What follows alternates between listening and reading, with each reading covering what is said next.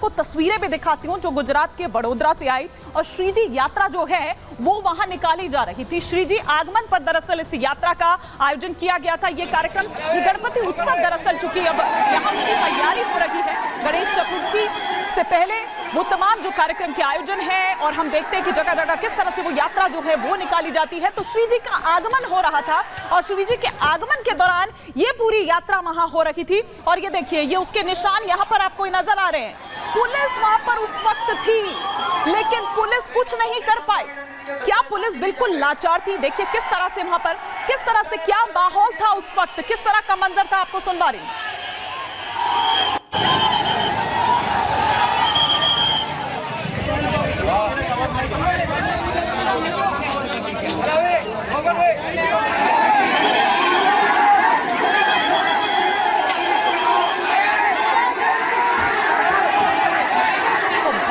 Much जाती है, भगदड़ वहां पर मच जाती है, रात का वो अंधेरा। और ये देखिए किस तरीके से वहां पत्थरबाजी होती है, मोटे मोटे पत्थर उठा के वहां पर। तो ये पूरी प्लानिंग थी पहले से कि शोभा यात्रा जैसे ही माधवनगर से गुजरेगी वैसे ही उस पर आपको अटैक करना है। और बार बार इस तरह से अब दो तस्वीरें इस वक्त आपके टेलीविजन स्क्रीन पर दिखाई दे रही है, किस तरह से वो जो गाड़ियां, वो जो वाहन वहां पर खड़े थे, उनके शीशे एकदम चकनाचूर कर दिए गए। इलाके में तनाव व्याप्त है। पुलिस अब जरूर वहां पर तैनात है, लेकिन पुलिस तो तब भी तैनात थी जब वो यात्रा वहां से निकाली जा रही थी। तो फिर आखिर क्यों बार बार हिंदुओं की इस यात्रा को निशाने पर लिया जाता है?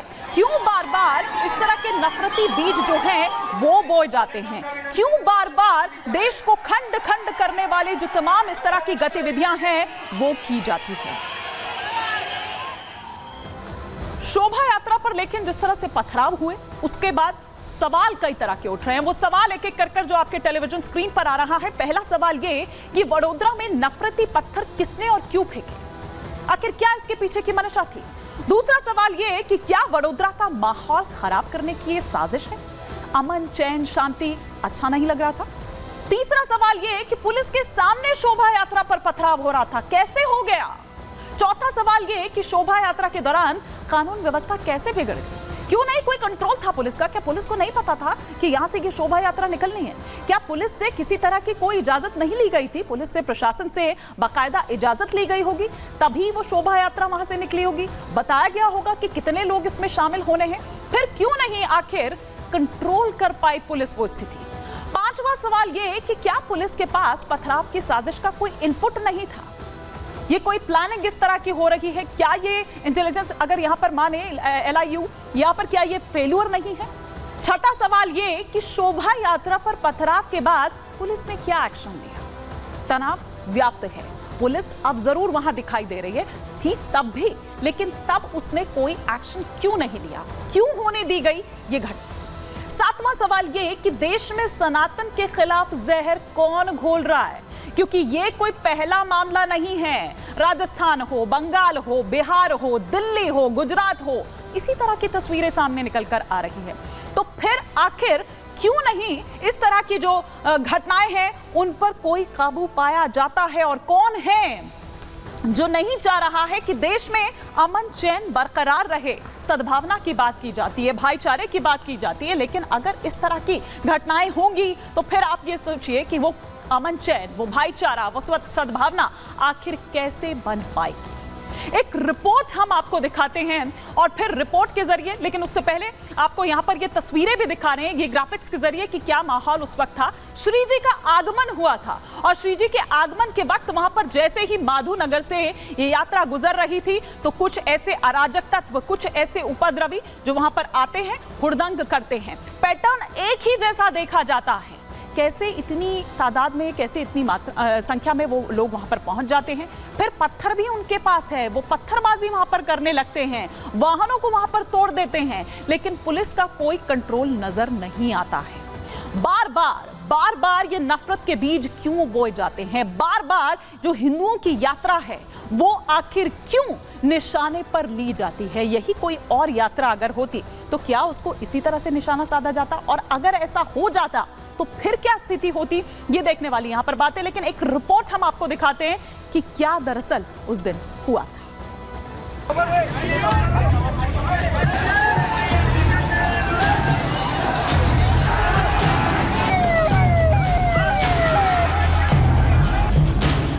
गुजरात के वडोदरा में शोभा यात्रा पर पथराव के बाद फिर सवाल खड़े हो गए हैं कि आखिर सनातन और हिंदू संस्कृति से इतना बैर किसे और क्यों है?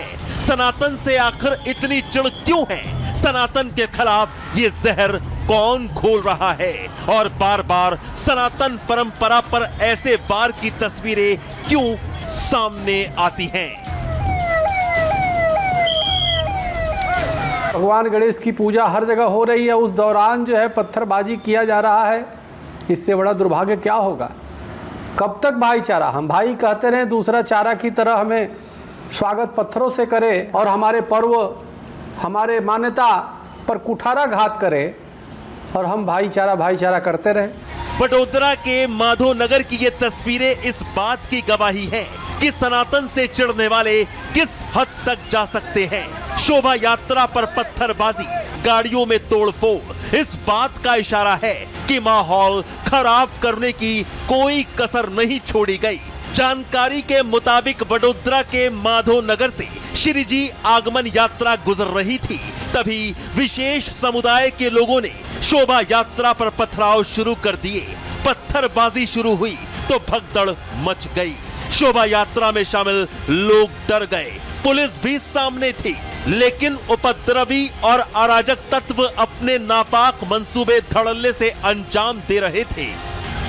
इस्लामिक जिहादी फोर्सेस ने अपने हमेशा के स्टाइल से जो पत्थर भांजने की जो प्रवृत्ति है, जो पत्थर मारने की उनकी संस्कृति है, उसका पुनः परिचय दिया। बेहद दुर्भाग्यपूर्ण है। शासन प्रशासन को भी आगे से इन सब चीज़ों पर ध्यान रखना होगा कि आखिरकार हिंदुओं को भी यात्रा निकालने की अनुमति है कि नहीं। आखिरकार हिंदू समाज की सुरक्षा कौन करेगा? विश्व हिंदू परिषद का आरोप है कि इस्लामिक जिहादी फोर्सेस एक्टिव हो रही हैं। पत्थरबाजी में इनका ही हाथ है, लेकिन सवाल वडोदरा पुलिस पर भी खड़े हो रहे हैं। आखिर शोभा यात्रा पर पथराव कैसे हो गया? क्या पुलिस के पास ऐसी कोई खुफिया जानकारी नहीं थी कि शोभा यात्रा पर पत्थर बरसने वाले हैं? जिस रास्ते से शोभा यात्रा गुजर रही थी, अगर वो इलाका संवेदनशील था तो फिर वहां सुरक्षा व्यवस्था में लापरवाही कैसे बरती गई?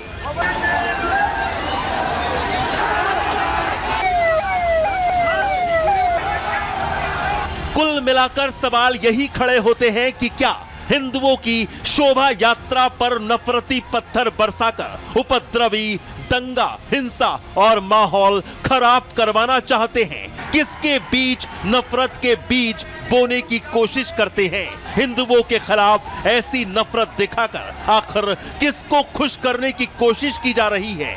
क्योंकि बंगाल हो, बिहार हो, दिल्ली हो या फिर गुजरात, हिंदुओं की शोभा यात्रा टारगेट पर क्यों रहती है? Bureau report, Republic Bharat.